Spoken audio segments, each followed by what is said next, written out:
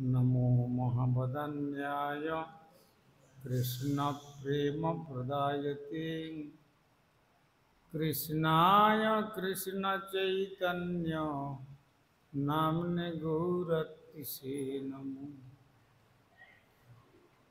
अङ्गस्य मलिमच्छटाभिरभितो वन्दी कृतेन्दीवरम् जड्डञ्जागुडरचि संविदधतं पट्टं वरस्य बृन्दारण्यविलासीनं हृदिलसद्धमाभिदामोदरं श्रीराधास्कन्दनिवेशितोज्ज्वलभुजं हेम श्रीराधा दामोदरम्। ॐ नमः भगवते वासुदेवाय। श्रुतिछन्दोगक्खवदति परमं ब्रह्मपूरकं श्रुतिर्वैकुण्ठं वदति लीलजद्विष्णुसदनं सितद्दीपञ्चन्यविरलरसिकोऽयं व्रजवनं श्रीनवद्वीपं वन्दे परमसुखदं तं श्रीविदितम्। श्रीमायापुरं वन्दे परमसुखदं तं श्रीविदितम्। श्रीकृष्णचैतन्य प्रभुनित्यानन्द श्री अद्वैत गदाधर शिवासादि गौरभक्तवृन्द। हरे कृष्णा कृष्ण कृष्ण हरे हरे, हरे राम राम राम हरे हरे। श्री गुरुदेव जय प्रभुपाद, जय राधा दामोदर, जय गौरसुंदर, जय श्री राम।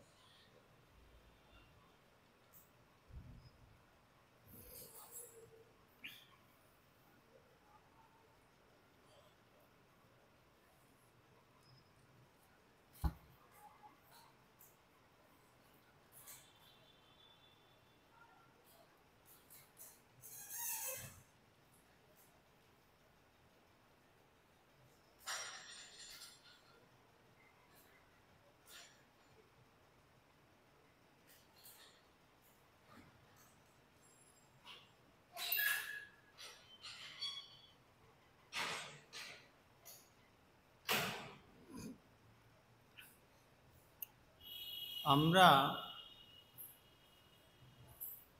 বিগত পরশু আস্বাদন করেছিলাম শ্রীমদ্ ভাগবতম দশম স্কন্ধের ত্রয়োবিংশ অধ্যায়ের 29 সংখ্যক শ্লোকে। 29 অর্থাৎ 29 সংখ্যক শ্লোকে আমরা আস্বাদন করেছিলাম যে শ্রী ভগবান ব্রজেন্দ্র নন্দন সর্বাবতারী লীলা পুরুষোত্তম শ্রী গোবিন্দ শ্রী বলরামকে মাধ্যম করে যখন বিপ্রপত্নীগণের নিকট অন্ন প্রার্থনা করেছিলেন, অন্ন প্রার্থনা করার সঙ্গে সঙ্গে তারা বললেন যে আমরা শুধু অন্ন দান করব না, অপরের হস্তে আমরা নিজ হস্তে এবং নিজেরাই নিয়ে গিয়ে শ্রীকৃষ্ণ বলরাম এবং সখাগণ সকলকেই ভোজনে তৃপ্ত করাব। এক তো হচ্ছে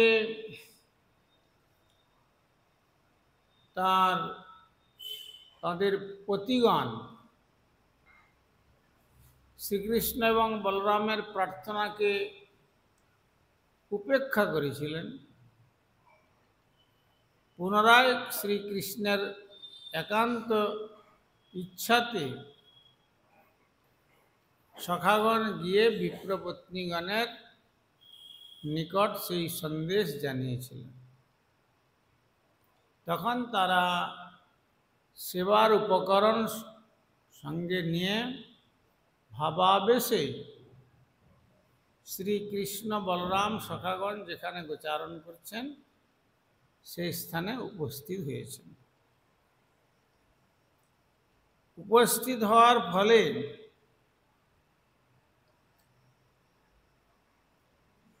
শ্রী ভগবান তাদের পরীক্ষা করবার জন্য স্বাগত সম্বর্ধনা জানিয়েছিলেন, বিশ্রামের জন্য নির্দেশ দিয়েছিলেন এবং বলেছিলেন যে তোমরা যে এসেছ, তোমাদের জন্য আমি কি সেবা করতে পারি, আর আমাকে যে দর্শন করবার জন্য তোমরা এসেছ এটা তোমাদের উপযুক্ত কার্যই হয়েছে।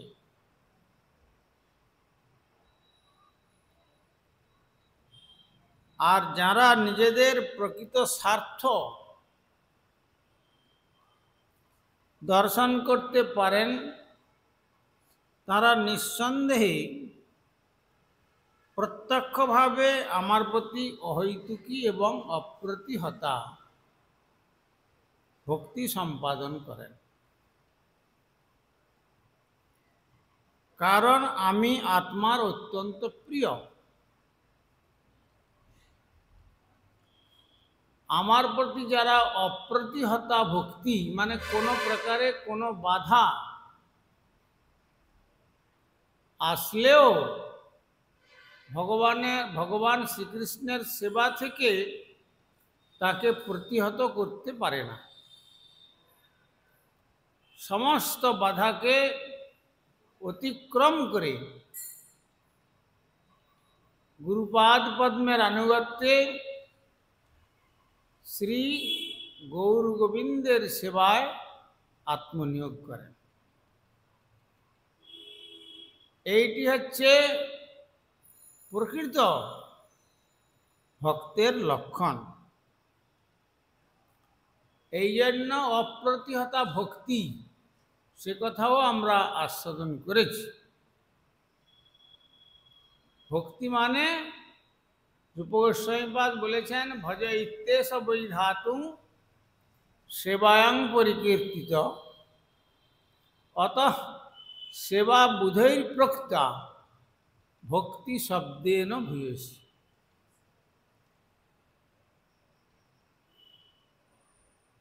ভজ ধাতু থেকে সেবা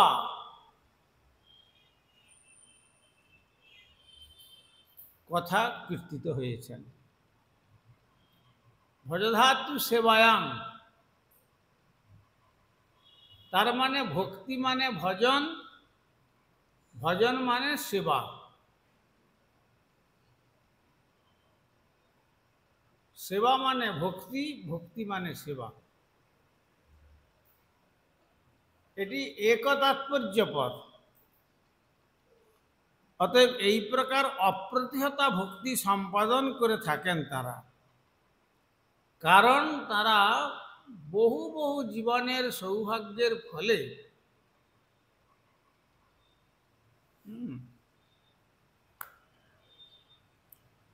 আমি যে আত্মার অত্যন্ত প্রিয়, অর্থাৎ সমস্ত জীবের অত্যন্ত প্রিয়, এইটি তারা উপলব্ধি করতে পারেন। আর প্রকৃতপক্ষে জগতের কেউ আমাদের প্রিয় নয়। আত্মারূপে যে শ্রী ভগবান, তিনি আমাদের প্রকৃত প্রিয় বান্ধব। এটি হচ্ছে যারা সৌভাগ্যবান, এবং নিঃসন্দেহে সেই দক্ষ ব্যক্তিগণ প্রত্যক্ষভাবে আমার প্রতি অহৈতুকী এবং অপ্রতিহতা সেবাবৃত্তি সম্পাদন করেন। এটি তাদের বুদ্ধিমানের বুদ্ধিমত্তার যথার্থ পরিচয়, এ কথা জানিয়েছেন।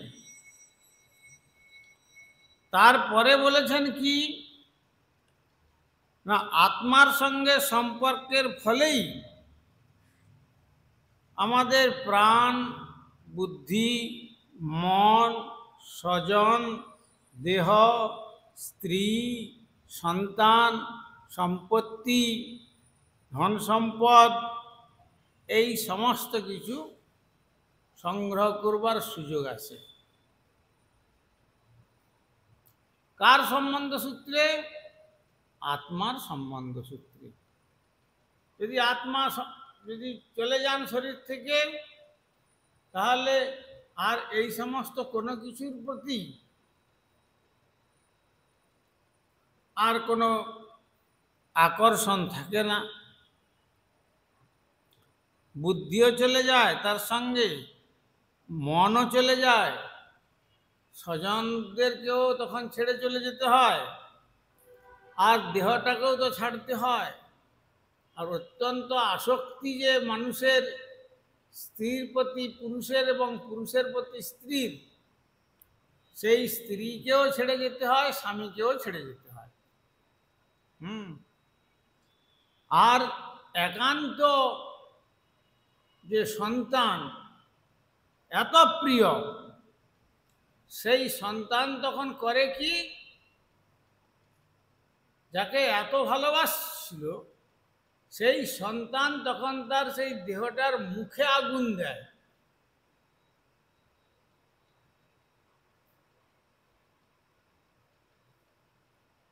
এত প্রিয় সন্তান,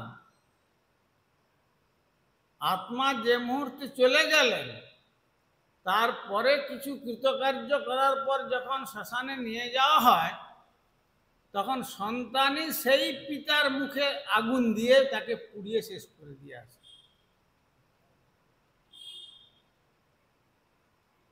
আমাদের নরোত্তম ঠাকুর এই জন্য বলছেন যে মরলে পর সন্তান মুখে আগুন দেয়। নরোত্তম ঠাকুর বললেন যে মোর নিতাই যেবা নাহি মানে,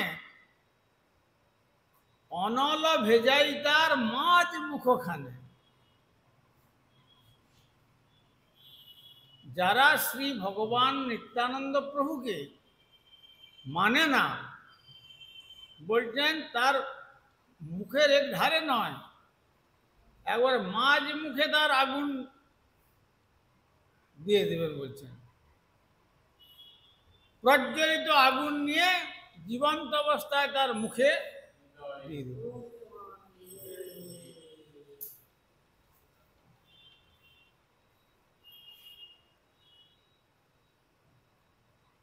তো সুতরাং তাহলে এর দ্বারা আমরা কি বুঝতে পারলাম? এর দ্বারা শ্রী ভগবান বললেন তাহলে সর্বাপেক্ষা প্রিয় হচ্ছেন আত্মা, যিনি আমাদের হৃদয়ের মধ্যে অবস্থান করছেন। সেই আত্মার স্থানটি হলো হৃদয়ে। হৃদয়ে অর্জুন তিষ্ঠতি, ভগবান বলেছেন অর্জুনকে আমি হৃদয়েই থাকি। অতএব কাহারও নিজের আত্মার চেয়ে আর কি বস্তু সম্ভবত অধিক প্রিয় হতে পারে?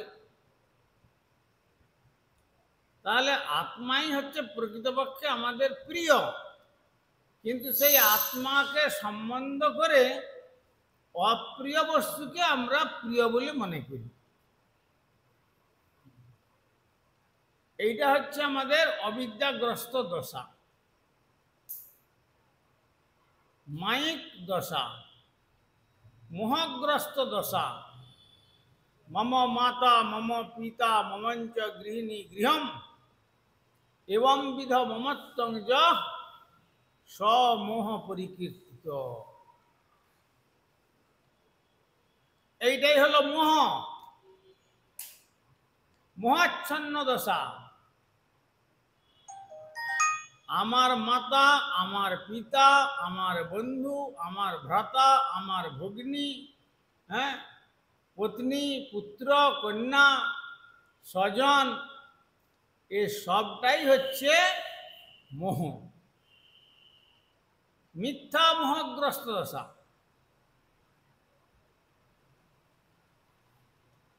কিন্তু এটা যে মিথ্যা সেটা আমরা বুঝে উঠতে পারি না।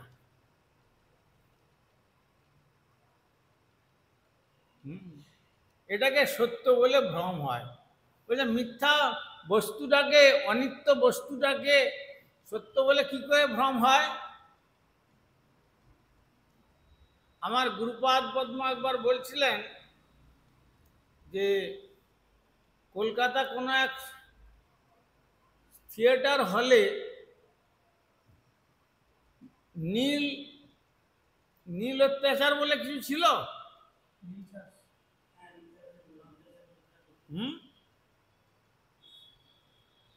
সেইটা হচ্ছে ওই থিয়েটারে শো করছিলেন। তো সেই সময় এমন অত্যাচার করছে, সেই দর্শনার্থীর মধ্যে বিদ্যাসাগর ছিলেন। তখন তিনি ভুলে গেছেন যে একটা থিয়েটার হলে তিনি বসে বসে দেখছেন। নিজের পায়ের জুতো খুলে ছুঁড়ে মেরেছেন তাকে, সেই নীল অত্যাচার। তখন তিনি বললেন যে বাহ, আজকে আমার এই যে আমি যে অভিনয় করেছি, আমার অভিনয়টা সার্থক হয়েছে। হ্যাঁ, মানে অভিনয়টা এইরকম ধরনের হচ্ছে। আমাদের আচার্য মহারাজ একবার বলছিলেন যে কোনো এক সিনেমা হলে দেখতে গেছেন, তারপর সিনেমাতে সেখানে প্রবল বর্ষা শুরু হয়ে গেছে। তো দেখতে দেখতে মানুষ এমনভাবে সে মানে তন্ময় হয়ে গেছে, আরে ভিজে যাবো হয়তো, সঙ্গে সঙ্গে ব্যাগ থেকে ছাতা বের করে ছাতা ফুটিয়ে ধরছে। তখন পাশের শ্রোতা দর্শনার্থী বলছে, আরে ছাতা ফুটাচ্ছ কেন? এই প্রবল বর্ষা শুরু হয়ে গেছে। কিন্তু একেই বলে মোহ। যেটা যে বস্তু নয় তাকে সেই বস্তু বলিয়া ভাবার নাম মোহ। বাবা আমার নয়, কিন্তু বাবাকে আমার বাবা বলে ভাবা। পুত্র আমার নয়, পুত্রকে আমার পুত্র, এই যে ভাবনা। পত্নী পতির নয়, কিন্তু সে বলছে দেখো তোমাকে ছাড়া আমি মানে ক্ষণকালও থাকতে পারি না। তো ইত্যাদি ইত্যাদি জগতের যা কিছু সবটাই মায়া, মোহগ্রস্ত দশা। এই মোহগ্রস্ত দশাটা জীবের কেন হয়? ভগবানের পাদ পদ্ম ভুলে যাওয়ার জন্য। পিশাচি পাইলে যেন মতিচ্ছন্ন হয়, মায়াগ্রস্ত জীবের হয় সেভা উদয়। ভূতে পেলে যেমন ভুল বকতে থাকে, সে যে গাছে ছিল সেই গাছের তার ঘর, সেটাকে বলবে। তার বাবা হয়তো কাছে বসে আছে, তাকে জিজ্ঞাসা করলে তার বাবার নাম যে আত্মাটা থেকে এসছে সে প্রেতজনী হয়ে, সেই বাবার কথা বলবে। কেন? ভূতে পেয়েছে। এই জন্য পিশাচি পাইলে যেন মতিচ্ছন্ন হয়, মায়াগ্রস্ত জীবের হয় সেভা উদয়। মায়াগ্রস্ত জীব তাই ভগবানের আরাধনা করাটা দরকার, প্রকৃত কর্তব্য। সেই কর্তব্যটা ভুলে গিয়ে মোহগ্রস্ত দশায় যেটাকে অকর্তব্য সেটাকে কর্তব্য বলে মনে করে নিয়েছে। আর যেটি কর্তব্য তাকে অকর্তব্য বলে ভগবানকে দূরে সরিয়ে দিয়েছে। তাই এখানে শ্রী ভগবান বিপ্রবর্তীদের বললেন যে প্রকৃতপক্ষে আমি যে তাদের প্রিয় আর অধিক প্রিয়তর কেউ নয়। তো তাই যাক, তোমরা এখন আমার জন্য যে সেবা করেছো এটা যথার্থই হয়েছে। তো তোমাদের এখন যজ্ঞস্থলে ফিরে যাওয়া দরকার। প্রতিজাতম গৃহম সর্বে, তোমরা সকলে গৃহে ফিরে যাও। কারণ তোমাদের জ্ঞানী ব্রাহ্মণ পণ্ডিতগণ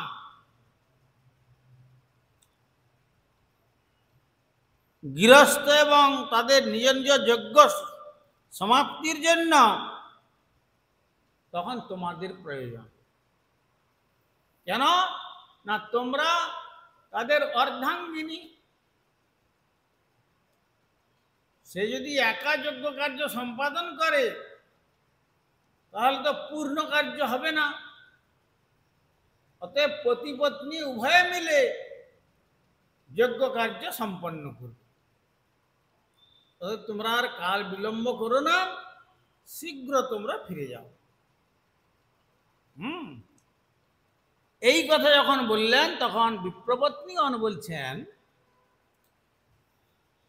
মৈবং বিভোর অর্হতি ভবান গদিতুম নিশংসং সত্যং কুরুষ্য নিগমম তব পাদমূলম প্রাপ্ত্যা বয়ম তুলসীদাম পদাবসৃষ্টম কেশৈর নির্বড়ু মতি লঙ্ঘ সমস্ত বন্ধুম। তখন সেই বিপ্রপত্নীগণ কি বলেছিলেন?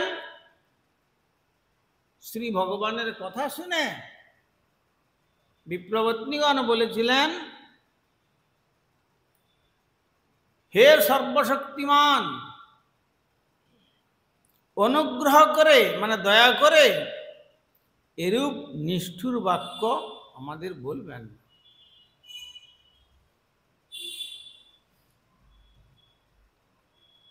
কিন্তু আমরা হলে কি মনে করতাম? আমরা হলে মনে করতাম যে হ্যাঁ বাহ, হ্যাঁ ত্যাগ জীবন যাপন করতে এসছে তো, হ্যাঁ ঘরে ফিরে যেতে বলছে, কত ভালো কথা, বাহ বাহ খুব ভালো। সেখানে আর প্রতিবাদের পরিবর্তে বিপ্রপত্নীগণ বলছেন, হে সর্বশক্তিমান, অনুগ্রহ করে এইরূপ নিষ্ঠুর বাক্য বলবেন না। এই কথা কি বলো? ওই জন্য তো কথাগুলো ওখানে বাইরে বক্তৃতা করতে গিয়ে সব ভুল করে বসো, কথা তো শোনো না, সবটা তো ভাগবত পড়ো না। কৌমার আচরের প্রাজ্ঞ বলে যে বসে আছো, 3 বার চা খাচ্ছ এখানে ওখানে, সভা সমিতি এরকম চলে?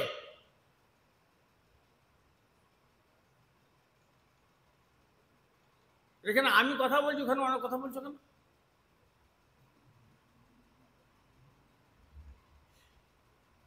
আমার গুরু মহারাজ বলতেন যে ভাগবত কথা যে শুনবে তাকে যদি কাল সর্প এসে সামনে দংশন করে তবু সে দেখতে পাবে না, এমন তন্ময় হয়ে ভগবানের কথা শুনবে। ভক্তিভূদেব সৌতি গোস্বামী মহারাজ তাই বলতেন। আর তোমাদের তার দিকে মুখ মাখানো, তার দিকে দাঁত বের করে হাসা, তার দিয়ে ঠেলা ঠেলি, এইসব কাণ্ড হয়।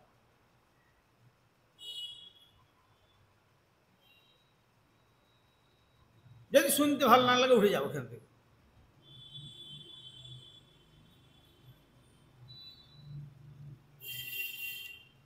তো ব্রাহ্মণ পত্নীগণ তখন উত্তর করলেন যে হে সর্বশক্তিমান, দয়া করে এইরূপ নিষ্ঠুর বাক্য আমাদের প্রতি বলবেন। ভগবান যেখানে নিষ্ঠুর বাক্য বলছেন, ভগবান তো বললেন যে তোমরা প্রতিজাতম গৃহং সর্বে, তোমরা ভালো করেছো, এসেছো, এখানে সেবা হলো, তো এবার তোমরা ঘরে ফিরে যাও। তারা যজ্ঞ কার্য করছেন, তাদের যজ্ঞের সহায়তা করো। কিন্তু না, প্রকৃতপক্ষে তারা তো স্বামী নন।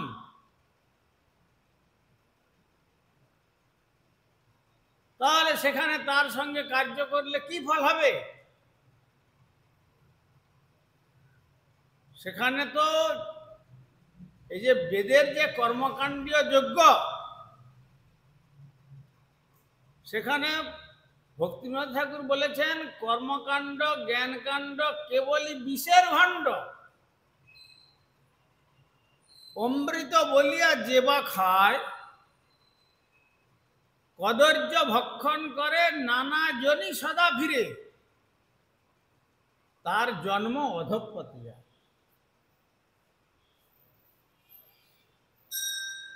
এই কর্মকাণ্ড এবং জ্ঞানকাণ্ডকে বলেছেন যে কেবলমাত্র বিষের ভাণ্ড, এর মধ্যে অমৃত বলে কিছু নাই।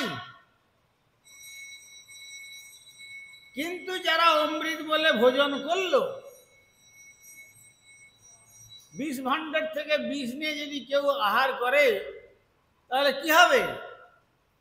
তার মৃত্যু। এখানে মৃত্যু বলতে কি বোঝাতে যাচ্ছেন? অধঃপতন। এই যে এত সুন্দর নরতনু আমরা পেয়েছিলাম, ভগবত ভজনের অনুকূল দেহ, কিন্তু এর পরিবর্তে আবার পশু বা কৃমি কীট এইসব জন্তু জানোয়ারের সেখানে গিয়ে জন্মগ্রহণ করতে হবে। আর সেই জন্মের পরিণামটা কি? 84 লক্ষ জনম ধরে আমাদের সেই ভ্রমণ চক্র, মায়ার যে সাইকেল গড়ে যে ঘুরতে হচ্ছে, কভু রাজা কভু প্রজা কভু বিপ্র শূদ্র, কভু দেব কভু দৈত্য কভু কীট ক্ষুদ্র, কভু স্বর্গে কভু মর্তে নরকে বা কভু, কভু দেব কভু দৈত্য কভু দাস। এইরূপ ব্রহ্মাণ্ড ভ্রমিতে কোন জন সাধু সঙ্গে নিজ তত্ত্ব অবগত হন। নিজের তত্ত্ব তো আমি কে, এইটাই পরিভ্রমণ করতে করতে যদি কোন প্রকৃত সাধুর সান্নিধ্যে এসে পৌঁছে যায়, তখন সে বুঝতে পারবে যে প্রকৃতপক্ষে আমি কি। সনাতন গোস্বামীপাদ হুসেন সাহেব, তিনি ছিলেন প্রাইম মিনিস্টার, তিনি জানতেন না আমি কে।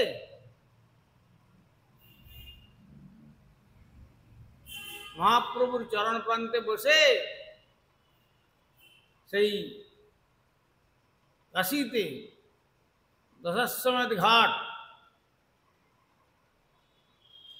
সেখানে জিজ্ঞাসা করছেন কে আমি, কেন মরে যারে তাপত্র, ইহা নাহি জানি কই সহিত হয়, সাধ্য সাধন তত্ত্ব বুঝিতে না জানি, কৃপা করি সৈব তত্ত্ব ভূত আপদ। কে আমি? আমরা তো আমাদের নামের পরে কত রকম ডেজিগনেশন দিই। আমি এই ব্যক্তি, আমি কাব্য ব্যাকরণ সাংখ্য সরদর্শন তীর্থ, হ্যাঁ, MA PRS, ডিলিট, ব্রাহ্মণ ক্ষত্রিয় বৈশ্য শূদ্র, কত কিছু, ব্রহ্মচারী গৃহী বানপ্রস্থ সন্ন্যাসী মহারাজ, কত রকম কিছু আমরা দিয়ে দিই আমাদের পরিচয়। সনাতন গোস্বামী জিজ্ঞাসা করলেন মহাপ্রভু চরণে যে আমি কে। সেই প্রশ্নের উত্তরে মহাপ্রভু উত্তরটা কি দিলেন? জীবের স্বরূপ হয় কৃষ্ণের নিত্য দাস, কৃষ্ণের তটস্থা শক্তি ভেদাভেদ প্রকাশ। সনাতন শুধু তোমার নয়, অনন্ত জীবের সত্তা হচ্ছে কৃষ্ণের নিত্য দাস। আর সেই কৃষ্ণের তটস্থ শক্তি, জীব শক্তিকে বলা হয় তটস্থ শক্তি। অনন্ত শক্তি শ্রী ভগবানের, তার মধ্যে 3 শক্তি প্রধান, চিৎ শক্তি, জীবশক্তি, মায়া শক্তি নাম। তার মধ্যে চিৎ শক্তি হচ্ছেন যোগমায়া, আর মায়া শক্তি হচ্ছেন মহামায়া বহিরঙ্গা, আর জীব শক্তি হচ্ছেন তটস্থা। জল এবং স্থলের যে রেখাটা,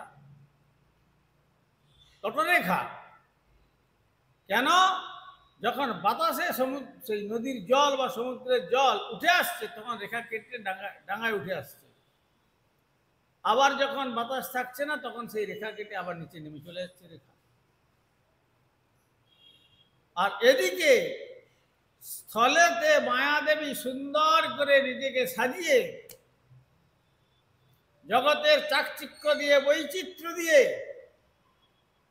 সুন্দর করে পাশ হস্তে লৌহ শৃঙ্খল নিয়ে আর ভ্রুভঙ্গি নাচিয়ে সুচিক্ষণ দন্ত বিস্তার করে আহ্বান করছেন এসব। আর ওদিকে শ্রী ভগবান বলছেন, তার চিৎশক্তি বলছেন, দেখো তুমি ওদিকে তাকাবে না, যদি মঙ্গল লাভ করতে চাও তাহলে মহতের চরণে গিয়ে শরণাগত হও। ও তোমাকে আপাত মনোরম বস্তুগুলো দেখাচ্ছে, তুমি মনে করছো যে তুমি ওকে আস্বাদন করবে, ভোগ করবে। স্বয়মেব ভোক্তা, তুমি ওকে ভোগ করতে পারবে না, ও তোমাকে ভোগ করে ফেলবে। কিরকম? যেমন এই বাল্বটা জ্বলছে,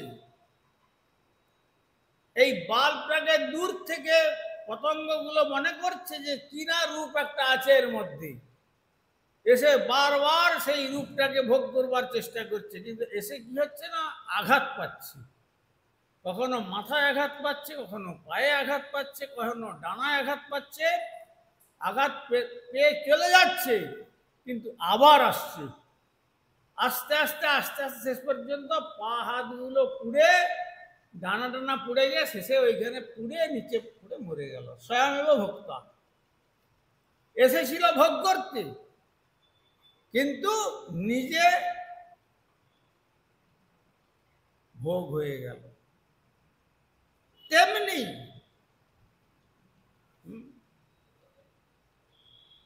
এই জগতে ভোগের বস্তু দর্শন করে যারা ভোগ করবার জন্য ছুটে যায় তারা ভোগ করতে পারে না, পরন্তু নিজে ভুক্ত হয়ে যায়, শেষ হয়ে যায়, এই পতঙ্গের মতো। সুতরাং তখন শ্রী ভগবান সেই যাজ্ঞিক পত্নীগণকে উত্তর দিয়ে বলছেন, যাজ্ঞিক পত্নীগণ তখন শ্রী ভগবানের এই কথার পরিবর্তে উত্তর দিলেন কি, হে সর্বশক্তিমান,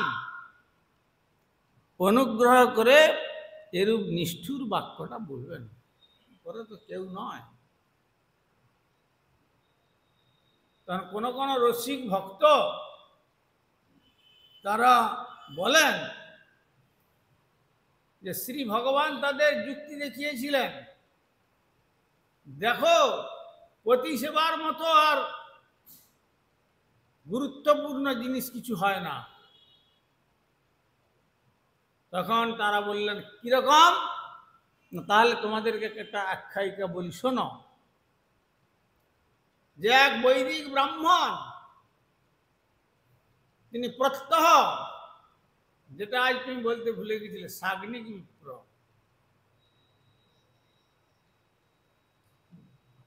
ব্রাহ্মণানাং সহস্রেব সত্রযাজী, সত্রযাজী মানে সাগ্নিক বিপ্র, প্রত্যহ যজ্ঞ কার্য বিষ্ণুর উদ্দেশ্যে যজ্ঞ না করে যিনি জলগ্রহণ করেন না। তো সেই রকম বিপ্রের কথাটি শ্রী ভগবান উদ্ধৃতি দিচ্ছেন, যে দেখো বিপ্রটি বলছেন যে আমি তো চোখ বন্ধ করে মন্ত্র বলে যাব ইষ্টদেবকে স্মরণ করতে করতে। আর তার ধর্মপত্নীকে বললেন যে দেখো তুমি আমার ধর্মপত্নী, আমি যখনই মন্ত্র বলবো তখন স্বাহা বলার সঙ্গে সঙ্গে তুমি ঘৃত আহুতি দেবে অগ্নিতে। বলে হ্যাঁ তাই করব।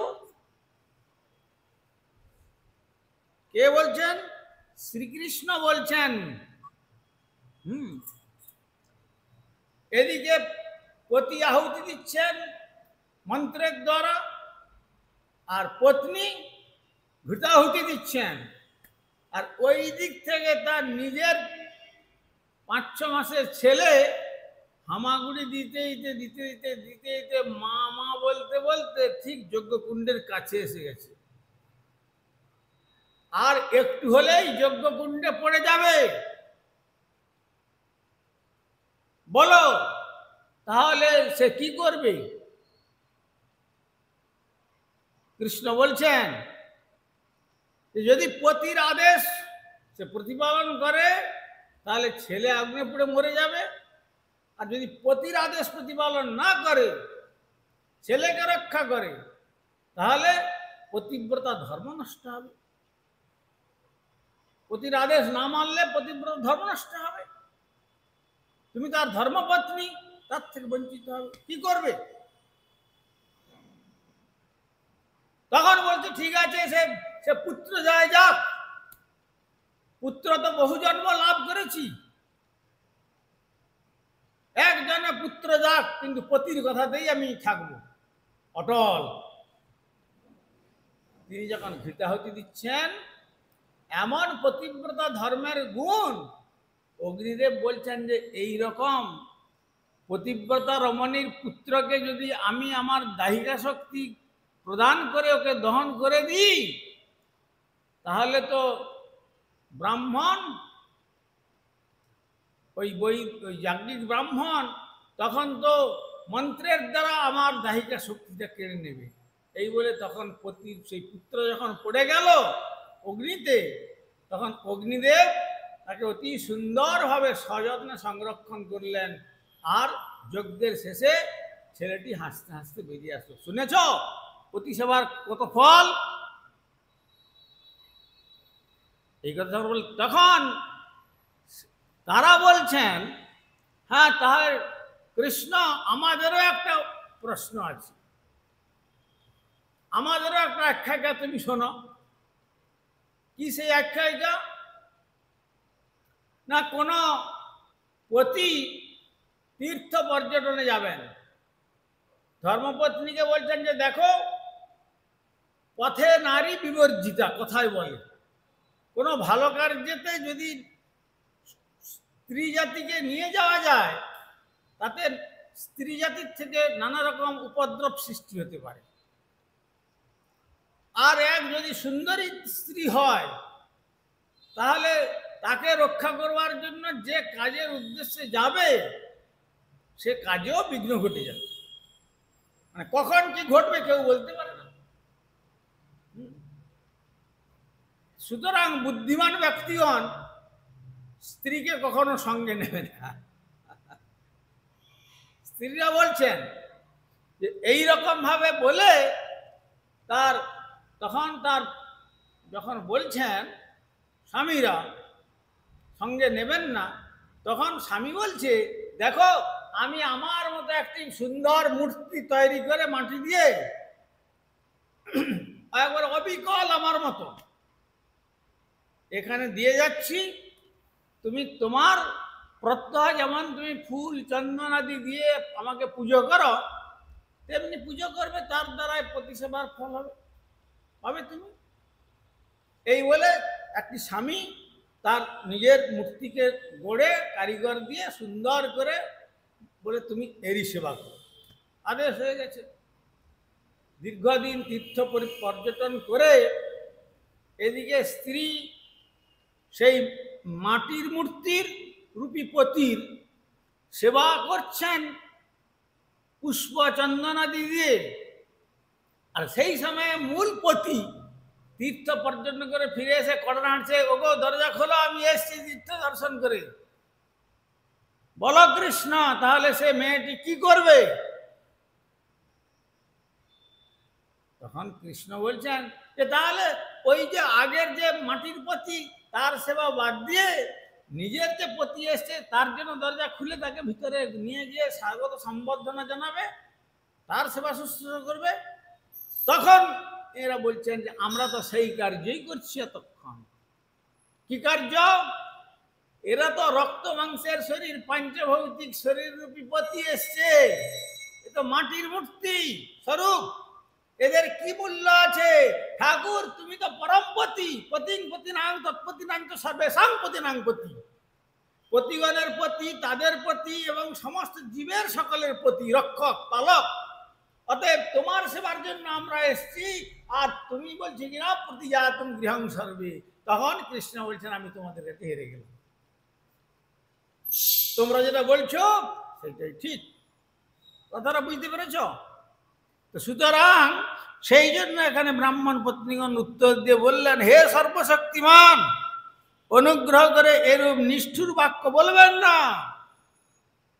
এই পাঞ্চভৌতিক মাটির স্বামী, এর সেবার থেকে আমরা আমাদের প্রকৃত স্বামীর কাছে এসে, স্বামী মানে পদ্ধাতু রক্ষণে পালনার্থী, যিনি অনন্ত বিশ্ব ব্রহ্মাণ্ডকে রক্ষণ করছেন, পালন করছেন, সমস্ত কিছু মালিককে ভগবান শ্রীকৃষ্ণ।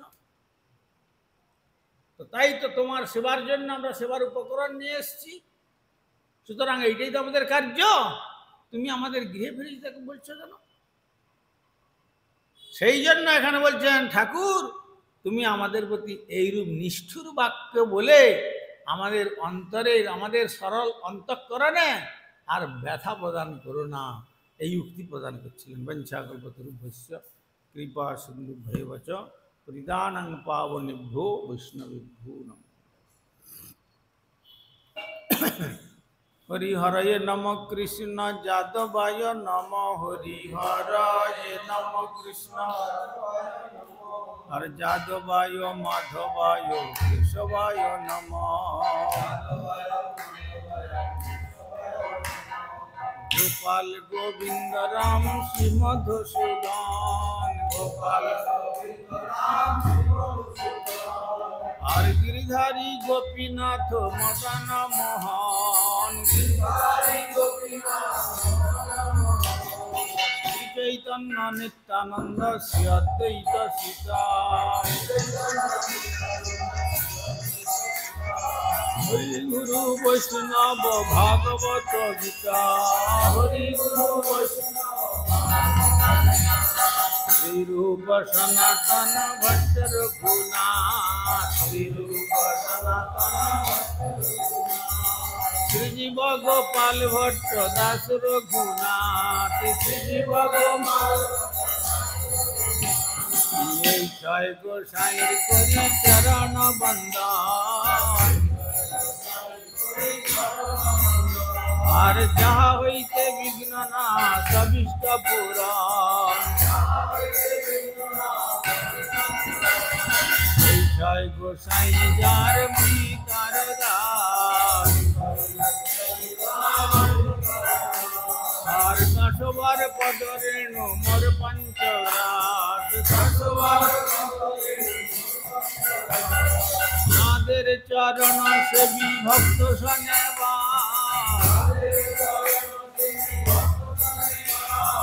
জনমে জনমে হয় এই অভিলাষ, এই ছয় গোসাই যাবে ব্রজে কইলা বাস, রাধা কৃষ্ণ নিত্য লীলা করিলা প্রকাশ, আনন্দে বল হরি ভজ বৃন্দাবন, মনে আনন্দে শ্রী গুরু বৈষ্ণব পদে মজাইয়া মন, শ্রী গুরু বৈষ্ণব পাদ পদ্ম করিয়া, নাম সংকীর্তন কহে নরোত্তম দাস, হরে কৃষ্ণ কৃষ্ণ কৃষ্ণ হরে হরে, হরে রাম রাম রাম হরে হরে, হরে কৃষ্ণ হরে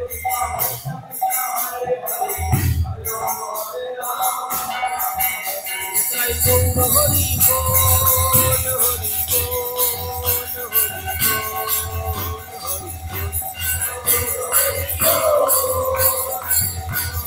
বল।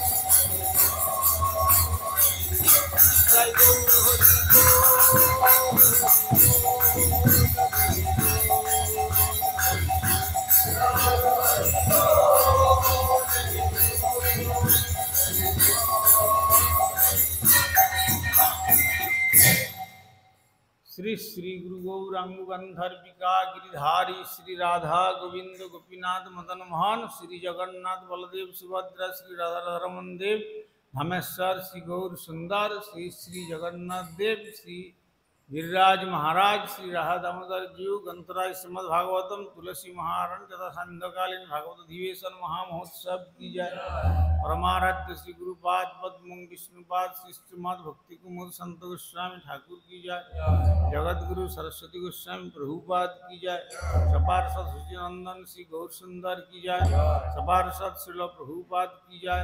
रूपानुग गुरुवर्ग की जय। ग्रंथराज श्रीमद भागवतम की जय। श्रोता भक्त वृंद की जय। श्री श्री निताई गौर प्रेमानंदे हरि हरि बोल।